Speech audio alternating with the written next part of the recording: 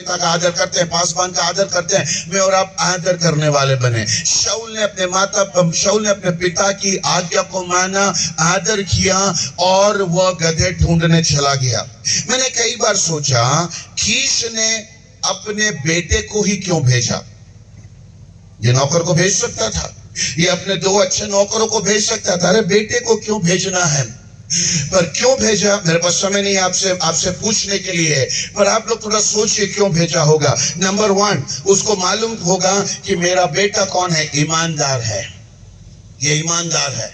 मैं इसको कोई काम सौंपूंगा तो वो उस काम को पूरी ईमानदारी के साथ करेगा, ये बहाने नहीं बनाएगा, ये इधर उधर जाकर नहीं बैठ जाएगा, ये पूरी ईमानदारी से मेहनत करके जाकर पूरी कोशिश करेगा कैसे भी उसको ढूंढ कर लेकर आने के लिए। नंबर 1, वो ईमानदार था। मैं और आप भी ईमानदार बने। We got to be people of integrity. मैं और आप ईमानदार बने, आपके जीवन में आप ईमानदार बने, आपके चरित्र में ईमानदार बने, आपके लेन देन में आप ईमानदार बने, आपकी पढ़ाई के प्रति आप ईमानदार बने, प्रभु के प्रति जो प्रेम आपका है उसके प्रति ईमानदार बने।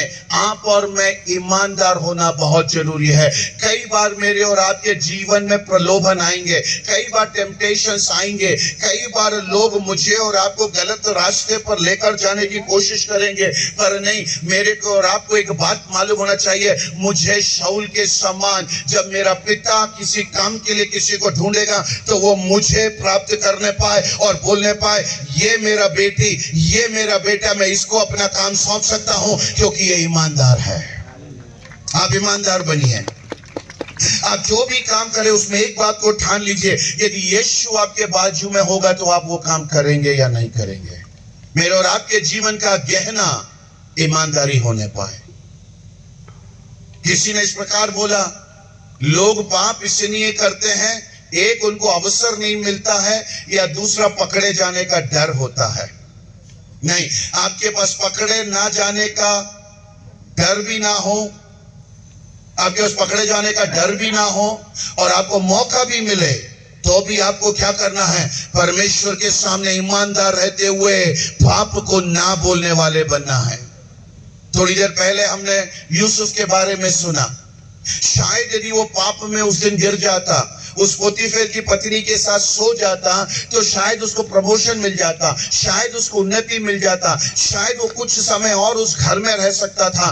पर उसने अवसर मिलने पर भी, पकड़े ना जाने का डर ना होने के बावजूद भी उसने पाप को अलविदा किया। उसने बोला, मैं पाप के साथ समझौता नहीं करूंगा। इसलिए क्या हुआ, उस समय जरूर थोड़ा वो परेशान हुआ, कुछ साल के लिए जेल जरूर गया, कुछ साल के लिए गलत आरोप लगा, पर वो ईमानदार रहने के कारण कुछ साल के बाद वो मिस्र का दूसरा नंबर का व्यक्ति बन गया। अधिकार उसके पास आ गया, सामर्थ्य उसके पास आ गया। मेरे बच्चों, मैं आपसे बोलना चाहता हूं, यदि आप ईमानदारी का जीवन जिएंगे तो एक दिन दुनिया अकेले नहीं, स्वर्ग भी आपका आदर करेगा।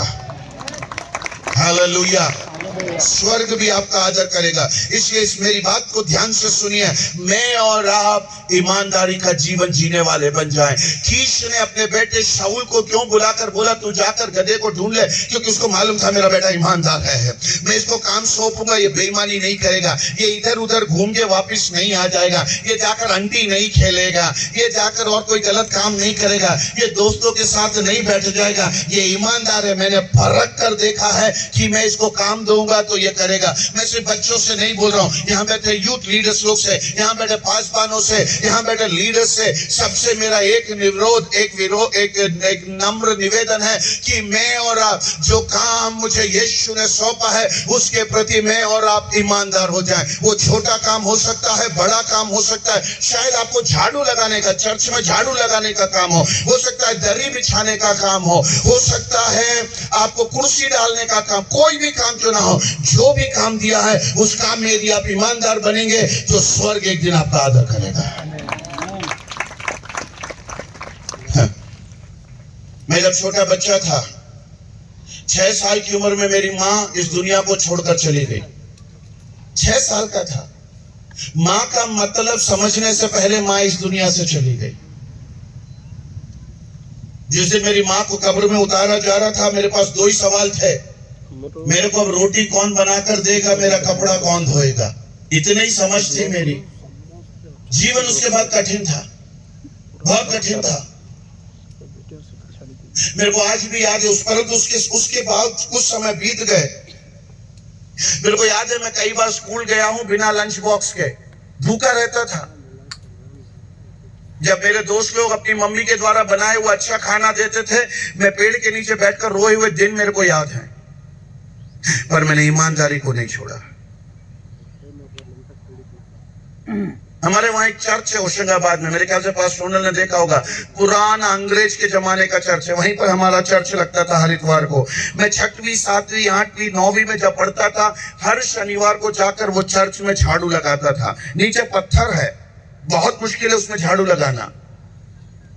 वहां पर कबूतर आकर बैठकर गंदगी फैलाते थे, पूरे सप्ताह का गंदगी वहां पर फैल जाता था। कई बार कुछ लोग भी आकर वहां पर नंबर 2 करके चले जाते थे। शनिवार शाम को मेरा काम होता था झाड़ू लेकर इसको साफ करना, इस गंदगी को अपने हाथ से उठाकर फेंकना। कई बार मेरी उंगलियां छिल जाती थी, पर मैंने कभी शिकायत नहीं किया, मैंने ईमानदारी से उस काम को किया। मेरे को याद है एक दिन मैं जब वो काम कर रहा था, मेरे को आज भी याद है, मैं कभी भूल नहीं सकता। मैं झाड़ू लगा रहा था, मैं इस गंदगी को निकाल कर फेंक रहा था। सामने से मेरे को इंग्लिश पढ़ाने वाली एक टीचर आ गई, मूरझानी था उनका नाम, मेरे को आज भी याद है, मूरझानी मैडम। वो वहां से आ रही थी, उन्होंने मेरे को देख लिया, मैं शर्म से डर गया, मेरे को पसीना आने लगा। अरे यदि इन्होंने मुझे ये काम करते देखा और कल स्कूल में मंडे को जब मैं स्कूल जाऊंगा, ये सबके सामने मेरा मजाक उड़ाएगी कि ये काम करता है।